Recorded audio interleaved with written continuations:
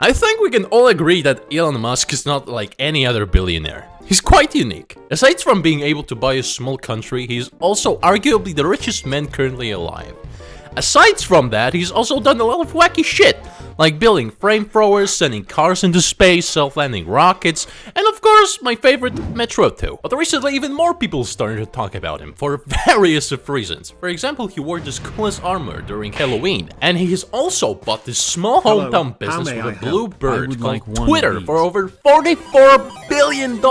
And he overpaid by a lot, I tell you, because most of the sources price Twitter at no more than $14 billion. After purchase, Elon walked into Twitter HQ with a sink, just to say, let that sink in.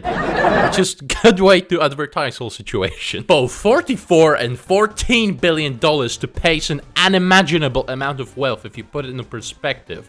But even more unimaginable is the fact that you will have to pay for the blue checkmarks now. Do you remember those funny blue checks that used to mean that you can text pretty much anyone you ever wanted? Now they are essentially useless because anyone can get them for $8 monthly fee, which as you can imagine opens a huge room for anyone that wants to impersonate anyone. Before, if you wanted to impersonate anyone with a checkmark, you had to spend a lot of money for a verified account. And I do mean a lot of money, like in thousands. Now it's just $8. Let's imagine someone wants to impersonate Tommy Innit. Before, there was only one Tommy Innit, with limited one checkmark, so it was pretty easy to tell who is the actual Tommy Innit. But now they can just buy the checkmark on 10 different accounts, name them all Tommy Innit, and boom, pretty dope illusion of Tommy Innit texting you that you've won an iPhone at 3 AM. But that's not all, you also get a bigger call out, which is basically pay for more views, which in my opinion does not sound that bad, it's like buying an advertisement. But the fact that your content will always get what Twitter calls priority ranking, and that will make your replies at the very top,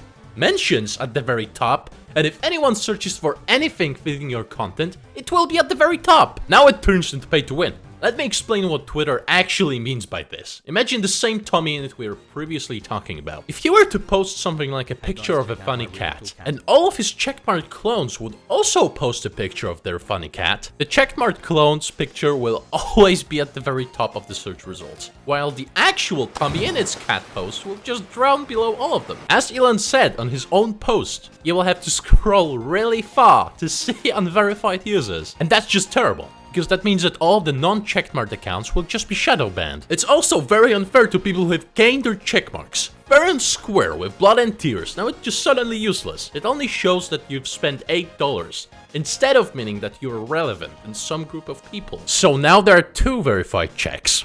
One that shows next to your profile in replies, retweets, and everywhere else. It means that you're a Twitter Blue subscriber. And the other one, the official, that only shows on certain profiles and on timeline. Scams are already happening anyway. Also, even though there are a lot of claims that comedy will be finally legal on Twitter, parody accounts have the hardest time ever. A lot of people try to impersonate Elon as a joke, and all of them got banned. Impersonating anyone is not cool, it's better to take care of it than not to. It's pretty obvious that they were just messing around without sending any dodgy links and such. Probably not permabans, but still according to Twitter rules, it was justified. Because they were using the same profile picture, the same name, it's just against the Twitter rules. They had to ban them. But back to the checkmarks, you also get longer videos, which in my opinion should be the default option. But for whatever reason, you also get half of the ads.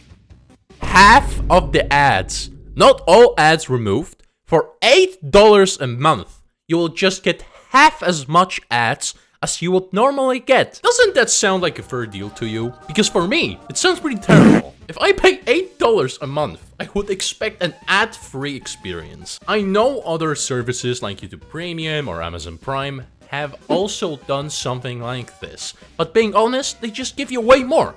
And that's not their main source of income. Unlike checkmarks, which Elon, for whatever reason, tries to make the main source of the revenue for Twitter. There are people right now that pay $8 a month, and they still have trouble getting their checkmark. All of that won't be such a big deal until you realize that this $8 badge is Twitter's desperate attempt to make money, because it turns out that Twitter not only does not make any money currently, but loses from $3 up to $4 million a day.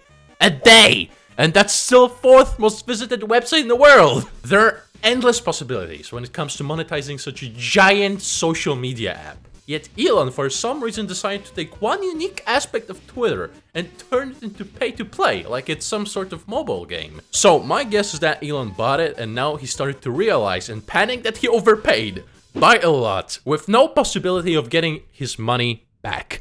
And when he realized, it was already too late. The other big problem is that Twitter advertisement division is crumbling. A lot of advertising teams are leaving Twitter, possibly forever.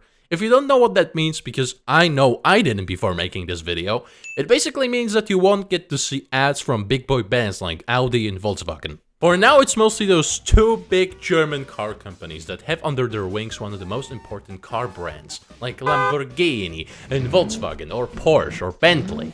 But soon, even more brands might want to pull out. But I would take that with a grain of salt, because the same exact thing happened to Facebook a few years ago, with much bigger companies leaving, like Puma, Adidas, or even Coca-Cola and Starbucks. And now they're objectively fine. I mean, they are not okay, but they are not okay for a whole other reason I'm sure we all know about. Also, before the checkmark was $8, it was supposed to be 20. But I suppose after getting into an argument with Stephen King, Elon quickly lowered it down to 8. Because, you know, it might convince some of us to buy it. Maybe. I mean, not really. A lot of content creators have already said multiple times they do not plan to buy Twitter checkmark anytime soon. After all of that, Elon has done his best to try and do some damage control, like try to convince a lot of people that it's an actual good deal for a fair price.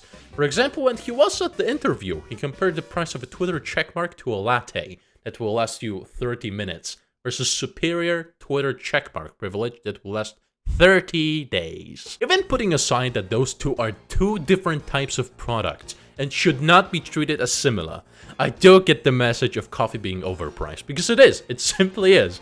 But that does not change the fact that both of these are not worth the asking price. He likes this analogy so much that he even made this Reddit-like meme. Aside from that, there are also rumors about bringing Vine back. He even posted this poll with most people agreeing that it should be back. And it even got a reply from Mr. Beast saying that it would be cool to have it back too. Remember the do it for the Vine or just Vine meme compilations? Oh yeah, baby, they're about to make a comeback. At least I hope, because oh man, if done correctly, Vine could beat TikTok in short video market. In case some of you don't know, Vine was basically TikTok before TikTok. You posted their 6-second videos, and the amount of memes this platform gave us for the short life it had is unimaginable. Same with content creators, with most of them being super relevant until this day, like Zach King, Jake and Logan Paul, or even Lele Pons and hundreds, if not thousands of others. So Elon bringing it back could be a game changer for TikTok. There are many reasons why Vine shut it down, like for being unprofitable for a while, or because of huge competition like Instagram. Vine also had this strange ecosystem that would rely on top creators only. So if any of them would leave for any reason, it all started to fall apart like House of Cards. Also, the fact that they